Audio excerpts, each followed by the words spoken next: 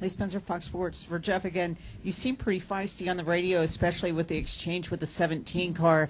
And, that's really a good thing because, at Las Vegas, you just didn't seem mad enough at losing that race. And this, it seems to be building for you and building for you. Going to a track like Texas next week where you're the defending champ, I mean, can you be more optimistic going into a race? Well, I was mad at Vegas, but 2 tires versus 4 tires, and Jimmie Johnson driving 4 tires. There, I had plenty of time to think about it while that race was winding down, going, we just messed up here, and with the last couple, I felt like they were ours to lose, and we lost it. So those are frustrating, but I think we have a lot of positives that are happening right now, and I certainly feel like the fight is there in the whole team, and I feel like we're fired up about this season and the way things are going and the way our cars are running, and that I feel like we're only going to get better. With the 17, that's I don't know if that's the way the whole year is going to go, or if that's just take this for Martinsville, but I really never made too many comments. I kind of figured that was going to happen. He ran in the back of me earlier in the race, and I was like, okay. And then he made sure that it took me about 30 laps to pass him. And I tried to race him clean, so I don't have to go call him, after the race again. So, which that worked out. But it definitely took a lot of time off the clock for us when as we were trying to progress forward at that time. Paula Bovin of the Arizona Republic is for Jimmy. It seems in other sports, golf, whatever, the idea of domination by a player or team seems to be celebrated maybe a little more than it does in NASCAR. Do you think that's the case? I mean, do you think people want to see more different winners or? Yeah, I think our fans are extremely passionate, and their driver, their team, their manufacturer, if it's a product on the car, they want their team or position or whoever it is to win, and the hell with everyone else, and they're pretty vocal about that. So I think golf, there's a much different environment and the way they interact, and it's just different. So I guess it all falls into that. And I watched this guy be hated for a long time, and I just wish that I could be that guy, and I've been very fortunate to end up there.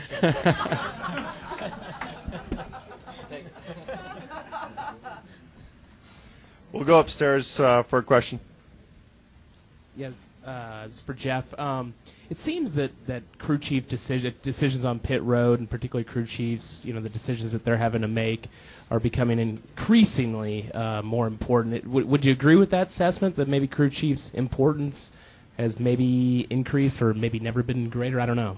Oh, absolutely. And I think that it's a product of track position being so much more critical. These cars, they have a whole grid that sits on these cars. You really can't do a whole lot to make one car, dramatically faster. You'll see guys, hit their setup and be a lot faster. A guy on 2 tires versus 4 tires, but when you put everybody out there on the same tires, track position. Tonight, I had a good car.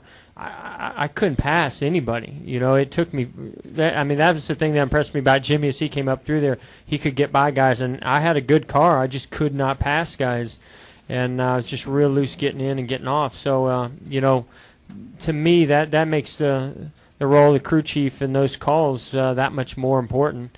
And we've seen that in all kinds of motorsports as aerodynamics start to play a bigger role, and we understand aerodynamics more and more all the time, or get confused by it more and more all the time.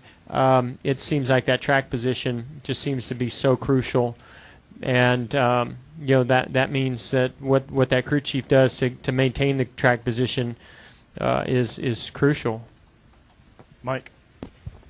Michael Myers with QueersForGears.com. This is for both Jeff and Jimmy. If you could talk a little bit about, this is the second race with the spoiler. Martinsville was such a short track. How did it make the car drive, and is it going to change your impressions going into Texas? From my standpoint, I feel that the cars drove very similar to the way they have in the past. I didn't even think about wing or spoiler on the back of the car throughout the race. It seemed the same. So I mean, the final test will be in Texas. Then even to Talladega. There's some things with this spoiler that should help the car stay on the ground and change the draft a bit at Talladega. So we have a nice progression in tracks to really evaluate what's going on. But so far, I think it's been going well, and it's driving a lot like it did before.